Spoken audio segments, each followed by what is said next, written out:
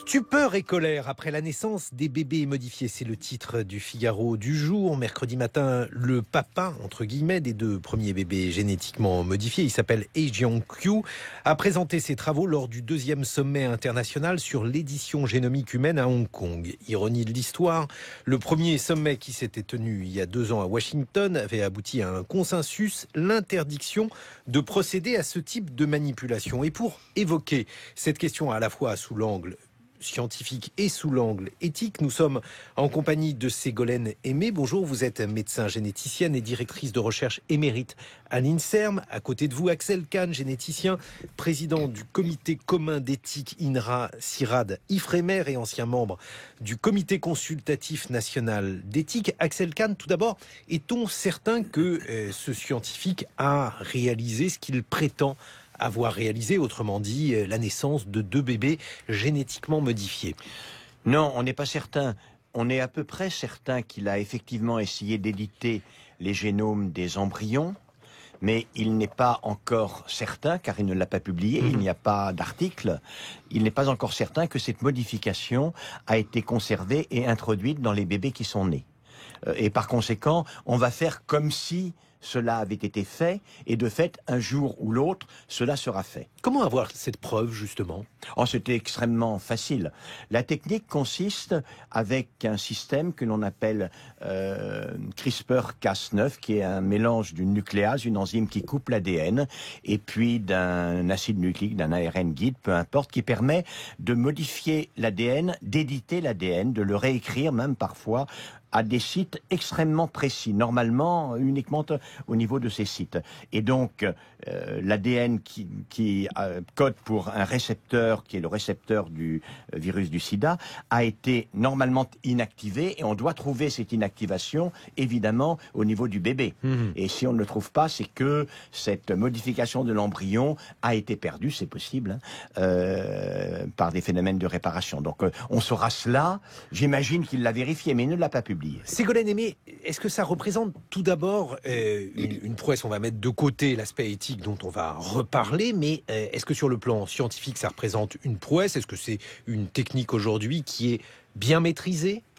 Non, c'est pas une prouesse, c'est une technique qui est très utilisée. Ça ne veut pas dire qu'elle est bien maîtrisée. Parce que toujours quand on commence à utiliser une nouvelle technique qui était d'ailleurs dès le début très prometteuse parce qu'elle était simple à mettre en œuvre, donc on était sûr qu'elle allait être adoptée et peu chère, on s'aperçoit après que la technique n'est pas aussi simple dans ses conséquences que ce qu'on pensait, et on a découvert avec cet usage très généralisé en sciences de CRISPR-Cas9 que ça éditait bien comme on voulait, mais ça faisait aussi d'autres choses et qu'il y avait donc des modifications bien au-delà de ce qu'on souhaitait. Donc c'est pas maîtrisé au sens où on ne fait pas exactement ce qu'on veut. Lorsqu'on présente CRISPR-Cas9 à des néophytes, on explique que c'est un ciseau génomique, c'est-à-dire on peut couper un fragment d'ADN, le modifier à l'envie. Non, c'est pas aussi simple que ça. Il y a, j'imagine, des choses que l'on peut faire en matière de modification génomique et d'autres qu'on ne parvient pas à faire. Si on peut faire des modifications qu'on souhaite, ceci dit, le génome lui-même a beaucoup plus d'inventivité que les hommes et fait bien d'autres choses. Donc on n'est pas du tout encore, pas du tout encore, moi je ne pense même qu'on n'y arrivera pas. Peut-être là je diffère de ce qu'a dit Axel Kahn tout à l'heure en disant que ça serait fait un jour. Moi je pense qu'il y a des vraies limites du fait de la complexité de la biologie à ce qu'on fasse des modifications qui aient un sens et qui soit pérenne et qui fasse du bien, voilà. Mais bon, mais cette technique, elle est simple, peu chère et largement utilisée à l'heure actuelle, y compris sur des cellules embryonnaires chez l'animal pour évidemment faire. Et alors ça sert à quoi, par exemple? Ça sert à comprendre si la technique fait uniquement ce qu'on veut ou si elle a des effets au-delà. Et parce que si c'est le cas, bien évidemment, ça en limite les usages, en particulier chez l'humain.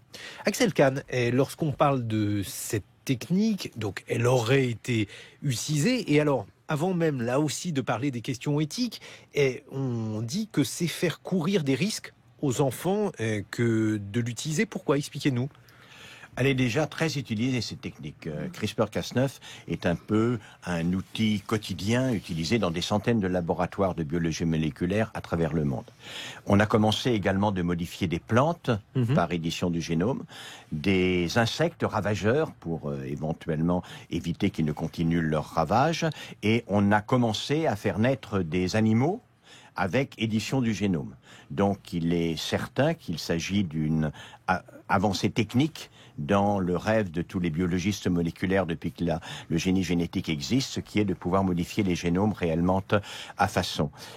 Comme Ségolène l'a dit, il y a les modifications de la cible que l'on désire, cette réécriture partielle du génome, mais il y a également, avec une fréquence qui varie suivant les espèces, ce que l'on appelle des effets indésirés, c'est-à-dire il peut y avoir des modifications ailleurs qu'au niveau de la cible, du site du génome, que l'on veut effectivement modifier. Comme on ne sait pas où, c'est très difficile effectivement à vérifier, mais l'on peut évidemment imaginer que ce caractère imprévisible et imprévu fait que ce pourrait avoir des effets délétères. Et donc, de fait, si l'on s'est mis à modifier des génomes de petites filles, qui ne demandaient nullement, on y reviendra, il n'y avait absolument nul besoin, il n'y a aucun avantage certain, direct pour elles. C'est une expérimentation sur l'humain, sur des petites filles, de première intention. Rien, honnêtement, dans les critères habituels, ne peut le justifier. Rien. Et j'imagine que les autorités chinoises, je crois qu'elles s'y préparent, si cela a été fait, sanctionneront ce scientifique. Alors, quels peuvent être les risques pour ces petites filles, Ségolène Aimé? Moi, je pensais naïvement qu'un individu était viable ou non. Qu'est-ce qu'il peut y avoir comme problème si le génome a été modifié? Qu'est-ce qui pourrait se dérouler après, lorsque ces enfants grandiront? C'est impossible à imaginer. Si les modifications des génomes, ce qu'on appelle des mutations, hein, voilà, dans le langage courant, on est porteur de tous énormément de mutations. Elles ne sont pas forcément d'expression directe parce que d'autres parties du génome compensent des fonctions qui pourraient manquer ou être surexprimées. Bon, donc on est là complètement dans l'inconnu sur ce que ça peut être. Mais généralement, c'est pas bon de modifier des fonctions qui ont été préservées par l'évolution et qui sont faites pour que ça marche. Donc c'est juste que a priori on n'a pas le droit de faire des modifications qu'on ne maîtrise pas et dont on n'a pas évalué a priori, disons, l'étendue des dégâts. Voilà, ça ne se fait pas dans l'espèce humaine, même chez les animaux. Axel Kahn. Je voudrais simplement préciser pour les auditeurs ce qui a été fait. On sait depuis un certain temps que le virus du sida, pour pénétrer, se sert d'un récepteur physiologique, c'est-à-dire une molécule qui est à la surface des cellules, que l'on appelle CCR5, peu importe ce cycle. Évidemment, l'évolution n'a pas conservé le gène de ce récepteur comme le récepteur du sida. C'est absurde. Ce récepteur est un récepteur physiologique. Il doit avoir une fonction. On a découvert qu'il intervenait dans l'entrée du sida en étudiant des populations de femmes prostituées africaines. Évidemment, malheureusement, 100% d'entre elles sont séropositives, sauf un petit nombre. Et ce petit nombre avait une mutation inactivatrice du gène CCR5. Cela étant dit, quand on modifie comme cela, si cela a été fait, quand on modifie comme cela un gène, évidemment, il s'agit d'une modification héréditaire.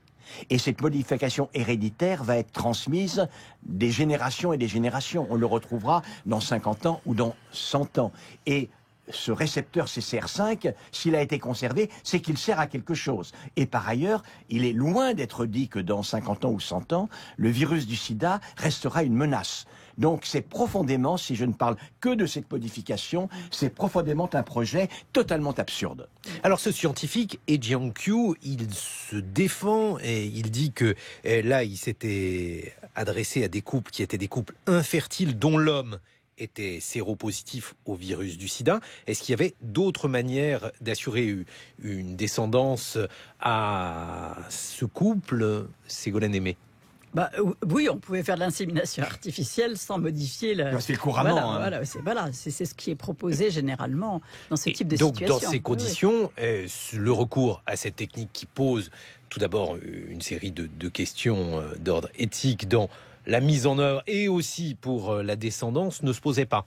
Non, absolument pas. Non, absolument pas. C'est vraiment...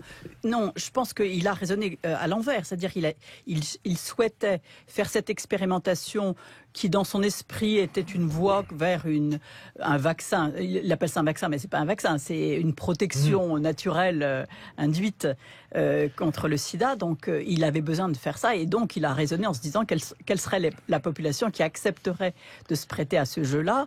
Et comment je vais trouver ces couples-là. Voilà, c'est tout. Il n'avait aucune envie de rendre service à ces gens. Et il a déclaré d'ailleurs sa tentative d'essai dans le registre des essais cliniques chinois, parce que c'est obligatoire, mais très très tardivement après l'avoir fait, donc c'est des mauvaises pratiques. Et l'intitulé fait état de la protection contre le sida et la création d'un vaccin par modification d'un embryon. Donc c'était même pas c'est même pas déclaré comme étant devant aller jusqu'à la naissance. C'est incroyable. Ce scientifique, il est aujourd'hui condamné unanimement par les chercheurs qui sont réunis à ce sommet donc sur l'édition génomique humaine à Hong Kong. Axel Kahn, est-ce qu'il serait jugé moins sévèrement s'il avait effectué une modification sur un aspect du génome qui était un aspect indispensable? Bon, vous nous dites que pour ces bébés, il y avait d'autres manières de les faire naître que cette modification génomique. S'il n'y avait pas eu d'autres manières, est-ce que vous accepteriez ce type d'expérimentation, de pratique? En fait, la question est celle qui a été présentée comme une merveilleuse opportunité de traiter les maladies génétiques au niveau de l'embryon et donc de les traiter non seulement chez l'enfant à naître, mais également dans la descendance de l'enfant à naître. C'est ce que l'on appelle la thérapie génique germinale. Il y a eu une mystification. Deux équipes, une chinoise et une sino-américaine, ont rapporté des études, mais expérimentales uniquement, dans ce sens-là. Mais il y a eu une mystification. Parce que lorsque l'on veut guérir une maladie génétique au niveau de l'embryon, il faut commencer, après une fécondation in vitro, par faire ce qu'on appelle un diagnostic préimplantatoire, c'est-à-dire savoir quels sont les embryons porteurs et les embryons sains. Et une fois qu'on a des embryons porteurs et sains, le plus simple, c'est d'écarter les mauvais pour ne remettre dans le ventre de la femme que les bons. Et donc, en réalité, il n'y a aucune indication, enfin, c'est pas tout à fait vrai, il y a très peu d'indications à la thérapie génique germinale par CRISPR-Cas9, par édition du génome, pour des maladies génétiques. Et d'emblée, moi, j'ai prévenu la communauté internationale. Je leur ai dit, en réalité, vous êtes des faux culs. Ce que vous avez en tête, c'est l'homme augmenté. C'est-à-dire, c'est transférer un trait dont le but est d'améliorer une particularité chez les humains à naître, par exemple la résistance à une maladie. Et ce qu'il y a dans la tête de ce scientifique, c'est d'être le premier au monde à avoir ouvert la porte de l'homme augmenté, de la femme augmentée en l'occurrence. Oui, je suis complètement d'accord. C'est vraiment de la communication. Ce qu'on voit malheureusement de plus en plus chez certains collègues chercheurs de haut niveau, c'est qu'ils ont des intérêts économiques dans des entreprises de biotechnologie et que la meilleure façon de faire du marketing pour leur boîte et d'avoir une renommée internationale, c'est de faire des exploits comme ça qui attirent l'attention. À ce point-là, oui, bien sûr. La publicité pure et simple au sens premier du terme. Oui, il y a vraiment ça. Il y a vraiment cette dimension-là. Des entreprises qui font quoi ? Qui vendent, à part ça, des services classiques de biotechnologie. Voilà. Donnez-nous des exemples, parce que... Non, mais bon, je sais pas. Moi, je dirais qu'en France, par exemple, on a Laurent Alexandre qui s'exprime sur énormément de sujets et qui, quand on regarde, a des investissements toujours dans des boîtes qui sont dans les secteurs où il s'exprime. Voilà, où il défend des idées. Bon, il y a des gens qui sont très attirés par ce genre d'attitude. Et là, en Chine, je pense que la compétition est absolument phénoménale. Moi, je suis allée à Shenzhen voir tout ce milieu-là. C'est extraordinaire. Ils ont une pression aussi pour avoir des crédits, pour avoir des positions énormes, et donc il faut qu'ils émergent de cette compétition pour exister. Donc c'est vrai que les tentations sont grandes de faire des exploits qui vont attirer les regards. Axel Kahn. Simplement, je vais raconter une histoire extrêmement tragique, un grand scandale qui date d'il y a un peu plus de 10 ans. Un très grand scientifique américain, vraiment grand scientifique, a fait une expérience de thérapie génique pour un malade je ne vais pas rentrer dans le détail, mais honnêtement, il ne pouvait pas en bénéficier durablement. Et par ailleurs, il y avait des éléments pour penser qu'il y avait des risques importants dans ces tentatives de thérapie génique. Ce jeune homme de 18 ans, Jesse Gelsinger, est mort. Il est mort alors qu'il n'était pas totalement imprévisible qu'il pouvait mourir. Et le scientifique en question avait demandé, avait des fonds, était le conseiller scientifique d'une firme, et cette firme s'apprêtait à rentrer en bourse. D'accord. Donc on voit effectivement qu'il peut y avoir un lien de cause à effet. Ségolène Aimé, vous qui travaillez en tant que médecin sur des maladies dites orphelines, est-ce que cette technique qui, là, a été employée, suscite la condamnation de la communauté scientifique, est-ce que vous imaginez qu'elle pourrait servir pour éradiquer certaines maladies sur lesquelles vous travaillez? Non, absolument pas. Non, comme je suis sur la même position qu'Axel Kahn, c'est-à-dire que la reproduction humaine laisse de larges possibilités à trier des embryons. Donc je crois que dans les familles où il y a effectivement une transmission et un risque élevé, on a tout intérêt à proposer au contraire de faire du diagnostic très précoce ou même préimplantatoire. Mais le préimplantatoire, ça veut dire quand même qu'on a recours à la procréation médicalement assistée, qui est une technique qui marche pas si bien que ça et où il y a pas, c'est difficile. C'est amélioré quand même.